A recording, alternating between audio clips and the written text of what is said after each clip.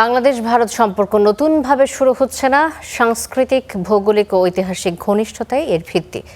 সম্প্রতি মরিশাসে ভারতীয় সংবাদ মাধ্যম এনডিটিভিকে দেয়া এক সাক্ষাৎকারে কথা বললেন পররাষ্ট্রমন্ত্রী খলিলুর রহমান। এ সময় তিনি আরও বলেন যে দুই দেশের সম্পর্ক স্বাভাবিক করতে আগ্রহী, তবে খুব দ্রুত নয়, ধীরে ধীরে বিশ্বাসের ভিত শক্ত করে এগোনো জরুরি।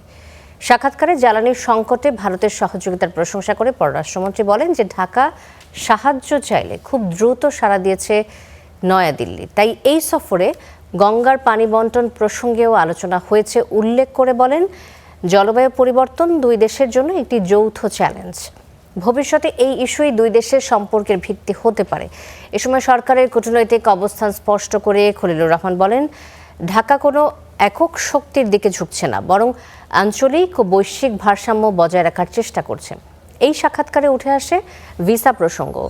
এ নিয়ে মন্ত্রী জানান, ভিসা সহজ করা ও দুই দেশের মানুষের মধ্যে যোগাযোগ বাড়ানো জরুরি। বলেন, অর্থনীতি, যোগাযোগ ও অবকাঠামোগত বিষয়গুলোতে সহযোগিতা বাড়ানোর উপর জোর দেওয়া উচিত দুই দেশেরই।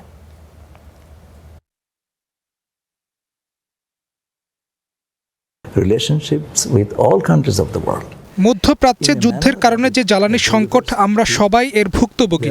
এ বিষয়ই প্রমাণ করে কেন আমাদের এক থাকা জরুরি। আমরা যখন সংকটে পড়ি তখন অনেক দেশের সাথে যোগাযোগ করেছি, তার মধ্যে অন্যতম ভারত।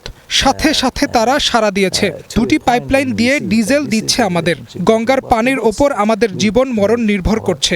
এর ন্যায্য বন্টন না হলে মারাত্মক নেতিবাচক প্রভাব পড়বে। এ নিয়ে নতুন একটা ন্যায্য চুক্তি হোক, সেটাই আমাদের চাওয়া। ভিসা একটি জরুরি ইস্যু।